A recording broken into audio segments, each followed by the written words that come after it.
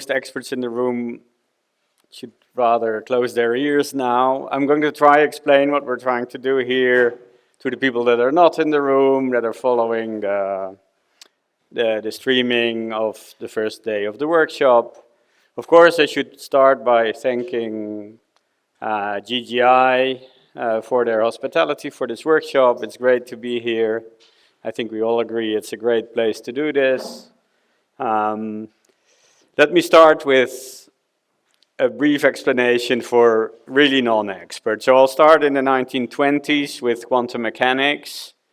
But we now know that it's a correct theory. It predicts things that happen in nature that we can test in experiments, and those tests pass. It's also a useful theory in the sense that it produces new applications. Transistors are not possible without quantum mechanics, and without transistors, we can't do the modern world, essentially. But it's also something that we maybe haven't quite understood just yet. Already at the time when it was invented, people were very puzzled by some of its features. And these famous quotes here show that even the world's leading experts on the subject itself admitted to not understanding it fully. So that's where foundations of quantum mechanics starts, maybe. I'd like to think of it, simplifying somewhat, as the start of the foundations. This debate between Bohr and Einstein. Einstein said, and I think most people who hear it first will agree, that particles ought to have properties. If we don't know them, we haven't measured them well enough. But Bohr said quantum mechanics is really predicting probabilities, and that's all there is to know about these particles. In that discussion, a thought experiment came up. It's called the Einstein-Podolsky-Rosen, or EPR, thought experiment. And that's the basis of a lot of the experimental work that will come later. Of course, right, if there's two big experts claiming opposite views, in other fields, politics or religion or any other area, you could try to settle that by authority or in some way or other. In physics, we try to settle questions empirically by doing an experiment that gives us the answer. Now, the EPR experiment was a thought experiment. Maybe Einstein never intended it to be realized. But in '64, at CERN, John Bell was thinking about this, sharpening the formulation of the experiment. He coined the Bell inequalities that quantify what this thought experiment does. And then it was gradually realized that you can actually realize an experiment like that. What you need is a source of quantum correlated, what we call entangled photons or other particles. And you need two independent detectors that give you information on one particle and then let you infer correlations with the other particle. And then you can get a measurement result that confirms what Einstein predicted or what Bohr thought was the right interpretation of quantum mechanics. So you can settle this question experimentally. That's how we should settle all questions. People did this in the 1970s, and last year's Nobel Prize was awarded for these experiments. In a nutshell, Bohr was right, Einstein was wrong, common sense was wrong in a way. And I think this is really a cool story, and it's really a triumph of empirical science. You get a philosophical debate. Take, for instance, the number of angels you can fit on a needle. That we've been discussing for 2,000 years, and we still don't know the answer. Here you have another one, and within a century you can try to settle the question experimentally. So that's quantum information now. That's how it all started, I think. Of course, it has advanced a lot, and I won't go through all of it. Importantly, there were little loopholes, little small print that could have faked the experiment of this, the Bell experiment, if you want. Those loopholes have been closed gradually, and we're now pretty sure that the outcome is correct. But of course, theorists are always creative and invading bounds. So there are theories like superdeterminism that try to violate the Bell inequalities while still maintaining some level of realism.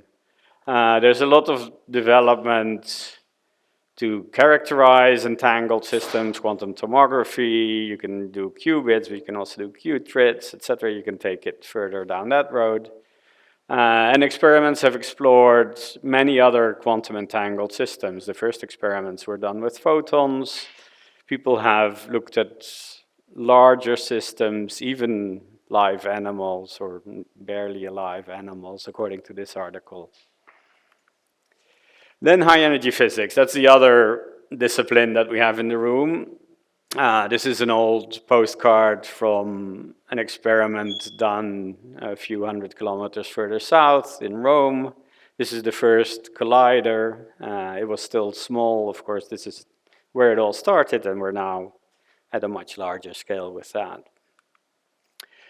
So particle physics, high energy physics has evolved a lot since that picture. The quark model was developed, the muon neutrino, the charm quark, the tau lepton, the bottom quark, the gluon, the W and Z bosons, the top quark, the tau neutrino, the Higgs boson. All of these have been found at colliders of larger and larger sizes.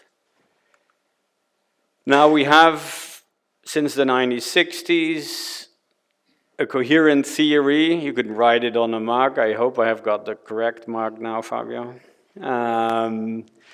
This is a quantum field theory that describes the interactions of fundamental particles. It's built on quantum mechanics. Everything that the standard model will do will be quantum mechanics by construction. This gives an accurate description in the sense that we've done a lot of experiments. We always find the standard model stands strong. It's not yet the theory of everything, but if you look at the amount of things, the number of experiments it describes, I don't think that's a bad record at all for an equation that fits on a mug. Today, this is going to be contested by some people, but one of the largest machines, the largest machine that dominates the field of high energy physics today is the Large Hadron Collider. We can do proton-proton collisions at energies up to 13.6 TeV in round 3. That's underway now. We have ATLAS and CMS experiments. A lot of people in the room are connected somehow to those experiments. You may have heard of these because, of course, of the Higgs boson. It's doing a lot of other things, and some of those things are related to quantum information in a way that I'll explain now. So this is one of the processes that happens if we collide high energy protons. These gluons here come out of each of the protons that circulate in the beams. They fuse to produce a top quark and an anti-top quark.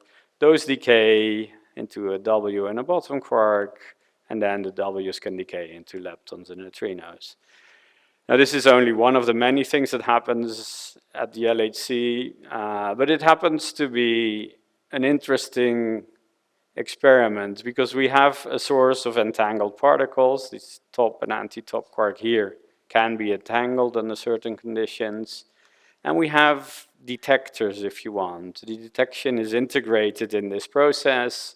If we measure these leptons well enough, we can work out what the spin of the top quark was. So we can do an experiment that's not unlike the quantum information experiments. We collect a lot of top quark data. We separate that in regions that are more or less entangled. Then we measure a quantity. I've called it an entangledometer. We call it D for short. Now, if D is not 0, that means that the top quark spins are correlated. This is something we've known since 2012. And these points here in this recent ATLAS result essentially confirm that.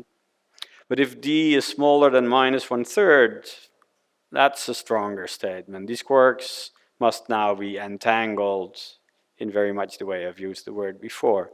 So this is new and exciting.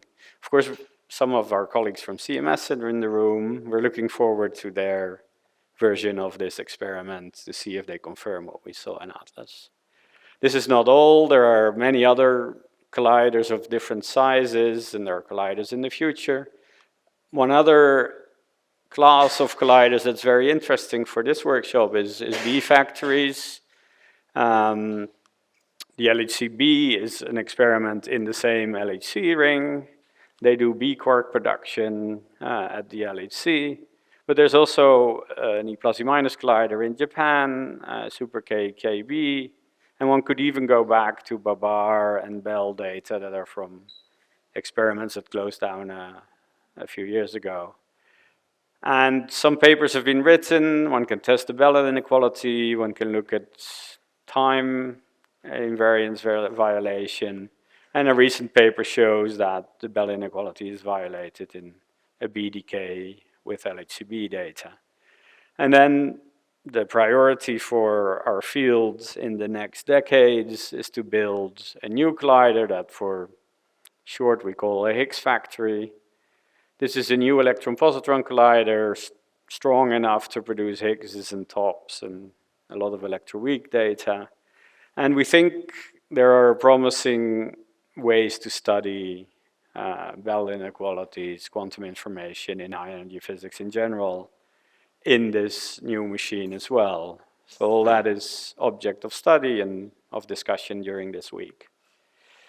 So we have one new answer maybe. We have some experimental results that show that high energy colliders can be quantum information laboratories. We can do quantum information experiments with the collision data that we've been collecting for a long time, but we're now analyzing in a different way. And of course, this leads to many new questions that I hope we can start addressing this week in this workshop. What are the best ways of doing it? What should we measure? In which processes? What do we really learn? How can we get around loopholes, etc. So I hand over to Fabio here for that part of the talk, which you're definitely better suited to give. Let me see if this works. Otherwise I'll use this. Yeah. Okay. Thank you very much, Marcel. Thank you all for being here today. So Marcel introduced the topic very well. So I'm not going to repeat myself, dig into it more. We have a full week to discuss. I think it's useful, though, to answer a few questions, right? Why this workshop? Why now, right? Right here, and what we are supposed to achieve this week.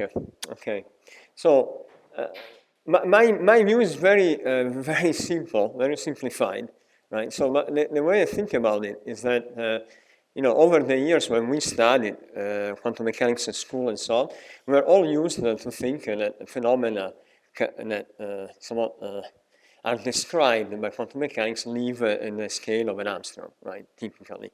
And what we have learned, what I learned personally in the last 25, 30 years is that there's been a push towards making this load go into the realm of our scales, our normal life, right, and the life of order 1 meter, right? And this is quantum information as we live it in everyday, quantum computers, quantum communication, quantum devices, which is really moving this weird world into our scales, which is of course bringing a lot of innovation.